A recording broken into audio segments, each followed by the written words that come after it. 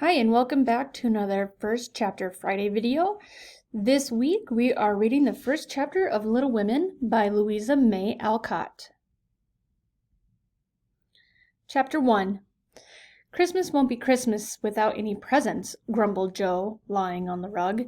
It's so dreadful to be poor, sighed Meg, looking down at her old dress. I don't think it's fair for some girls to have plenty of pretty things and other girls nothing at all, added little Amy with an injured sniff. We've got Mother and Father and each other, said Beth contentedly from her corner. The four young faces on which the firelight shone brightened at the cheerful words, but darkened again as Jo said sadly, "We haven't got Father, and we shall not have him for a long time." She didn't say perhaps never, but each silently added it, thinking of Father far away, where the fighting was. Nobody spoke for a minute. Then Meg said in an alerted tone, "You know the reason Mother proposed not having any presents this Christmas was because it's going to be a hard winter for everyone, and she thinks we ought to not spend money for pleasure when our men are suffering so in the army. We can't do much, but we can make our little sacrifices, and ought to do it gladly. But I'm afraid I don't." And Meg shook her head as she thought regretfully of all the pretty things she wanted. "But I don't think the little we should spend would do any good. We've each got $1, and the army wouldn't be helped much by our giving that. I agree not to expect anything from Mother or you, but I do want to buy Undine and Sentry for myself. I wanted to do so long," said Jo, who was a bookworm. "I plan to spend mine in new music," said Beth, with a little sigh, which no one heard but the hearth brush and the kettle holder. "I shall get a nice box of Faber's drawing pencils. I really need them," said Amy decidedly.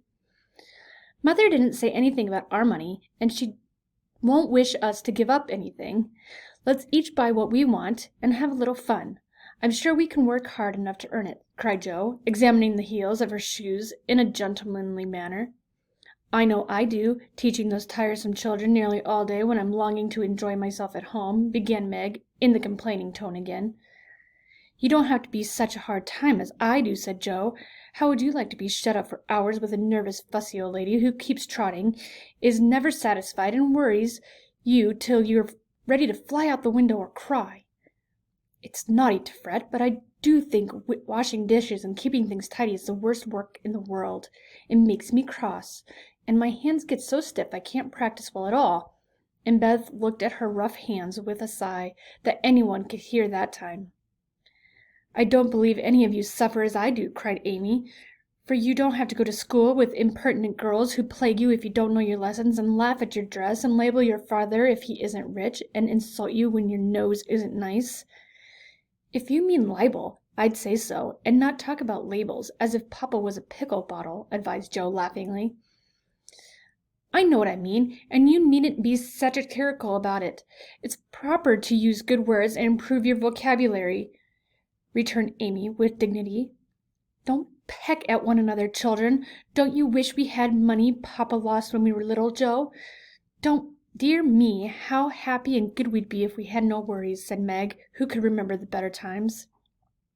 "You said the other day you thought we were a deal happier than king children, for they were fighting and fretting all the time in spite of their money."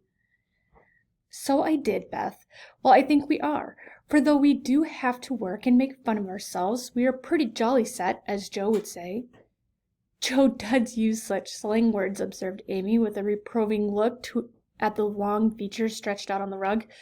Jo immediately sat up, put her hands in her pocket, and began to whistle. "Don't, Jo. It's so boyish." "That's why I do it.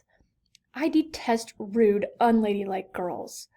I hate affected, ninny-minny, pinny-winny chits." "Birds in their little nest agree," sang Beth, the peacemaker, with such a funny face both sharp voices softened to a laugh, and the pecking ended for that time. "Really, girls, you ought to both be to blame," said Meg, beginning to lecture her older sisterly fashion. "You were old enough to leave boyish tricks and to behave better, Josephine. It didn't matter so much when you were a little girl, but now that you are so tall and turn up your hair, you should remember that you are a young lady." "Am not, and if turning up my hair makes me one, I'll wear it in 2 tails till I'm 20, cried Jo, pulling off her net and shaking down her chestnut mane.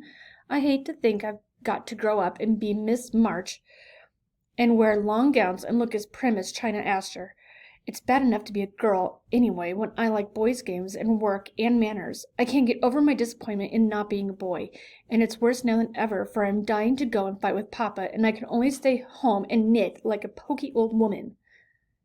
And Joe shook the blue army sock till the needles rattled like castanets and ball rounded across the room. "Poor Joe! It's too bad it can't be helped. So you must try to be contented with making your name boyish and playing brother to us girls," said Beth, stroking the rough head with a hand that was all the dishwashing and dusting in the world could not ungentle in its touch. "As for you, Amy," continued Meg, "you are altogether too particular and prim. Your airs are funny now, and you'll grow up to be an affected little goose if you don't take care. I like your manners and refined ways of speaking when you don't try to be elegant, but your absurd words are as bad as Joe's slang." "If Joe is a tomboy and Amy's a goose, what am I, please?" asked Beth, ready to share the lecture. "You're a dear and nothing else," answered Meg warmly, and no one contradicted her, for the mouse was the pet of the family.